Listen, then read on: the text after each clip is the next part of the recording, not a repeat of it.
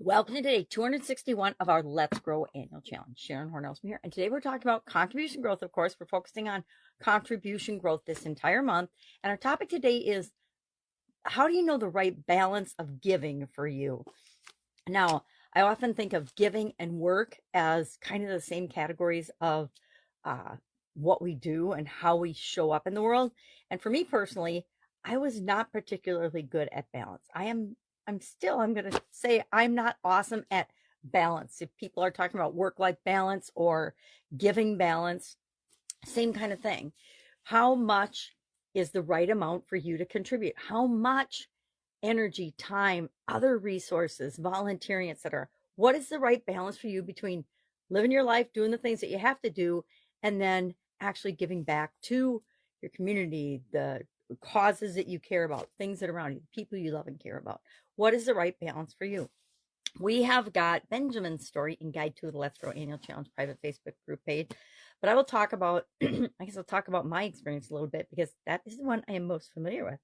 When it comes to work-life balance, I have always had an underlying belief that it's kind of BS, and that each and every one of us, what's balanced for us at any given time in our life is going to be, different than for other people.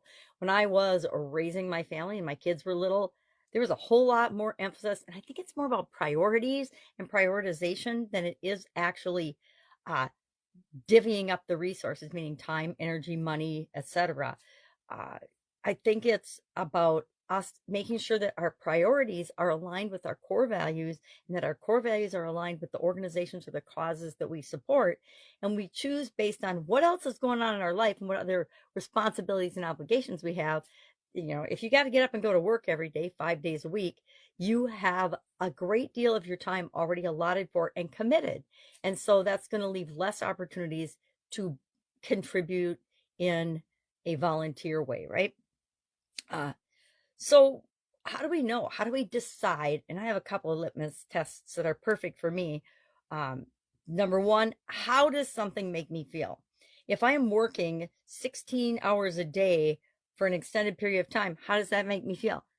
Pretty crappy, pretty overwhelmed, pretty exhausted. Therefore, that behavior, in the short term, I can do it, but in the long term, that is not going to be the right balance for me. And the same is true of our contribution growth in terms of how we give, when we give, where we give, how we participate, etc. We're going to have to figure that out for us. Well, how do you do that? Number one, self-reflection, right? And self-reflection, to me, one of the biggest things is, how does that make me feel when I do something? If I feel good and energized when I'm contributing or volunteering for something, that is a clear sign to me that this is an activity that's right for me, and I'm probably doing the right amount of it. Or if I feel compelled to do more, then I can give more and do more. But it's always tapping into and paying attention to. And I learned this, I think, from, I don't remember who I learned it from. It's been so long ago. But maybe it was Rika Zimmerman. I don't remember. It was one of those personal development people and mindset people that teaches us, because I follow hundreds of them and have over the years, over the decades. And she says, or he, I can't remember, and I've probably heard it more than once, our body is our greatest consciousness facilitator. If we want to know what's really going on with us, self-reflection wise, listen to your body. Your body will say exactly what you need to know when you need to know it, if you're listening and paying attention. That's why our stomachs growl when we're hungry. It's giving us a sign that, hey, time to eat. I need some energy here. So another thing we want to do, so listen to your body. How does it make you feel? Again, if things make you feel good, they're good for you. If they make you feel bad or off or anything negative, they are not right for you. So stop doing them, right? I think I've shared the story this month already that I got involved with a nonprofit group following my sudden cardiac arrest. Prior to that, never even thought of cardiac arrests, right? But I thought, well, I'm going to volunteer. I'm going to get involved with this particular group. I'm not going to say the group, doesn't matter. But I realized through time, as I got to know the organization better, that their core values and mine did not match. Now, I was their ideal client or customer or who they were raising money for, and my core values didn't match theirs. And so I stopped participating in that organization. When it didn't feel right or good to me, I found another cause, another thing to be involved in that did feel right for me. Prioritize your commitments. Again, I mentioned this a little bit earlier. When I had young kids, my priorities were different than they are now, than they were even after they went off and started their own lives. Set boundaries.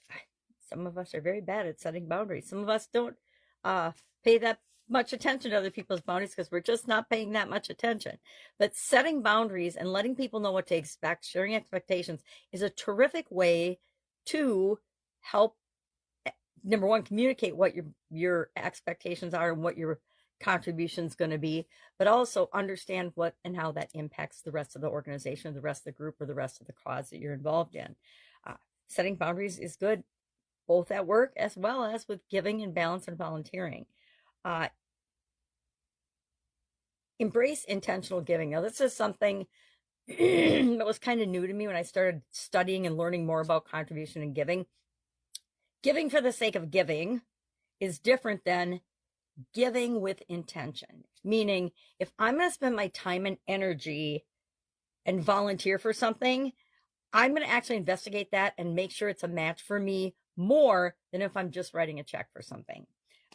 So there's things that we support on the surface level, and there's things that are a match for our values, and we actually personally want to get involved in those things.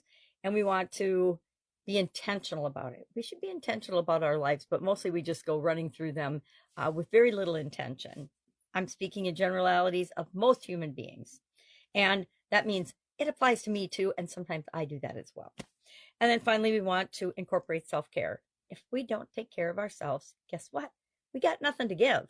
If we die, we have nothing to give. If we don't have any energy or any resources or any knowledge or wisdom or energy to share that, then it doesn't matter. If we don't take care of ourselves first and foremost, and I know that's hard for many mothers and grandmothers and people to remember and keep in mind, but we got to take care of ourselves. We have to do our self-care in order to be there for the people that we love and care about. So our action item today is simply to share in the comments below one way that you find the balance between giving and, I don't want to say receiving, but between giving of yourself, contributing, and the rest of your life. How do you personally find that balance? Share in the comments below so we can learn from one another. To me, it's a work in progress because, like I said, if I have this underlying belief that I don't believe that balance is possible for me, what's the probability that I am ever going to feel or experience balance in my life, in any area of my life? Something to ponder today. All right, any questions? Hit me up. You can always find me here or in a lot of different areas in social media. Just ask any questions you have, because I guarantee if you've got a question, somebody else does too. Have a great day, and I'll, of course, be with you tomorrow.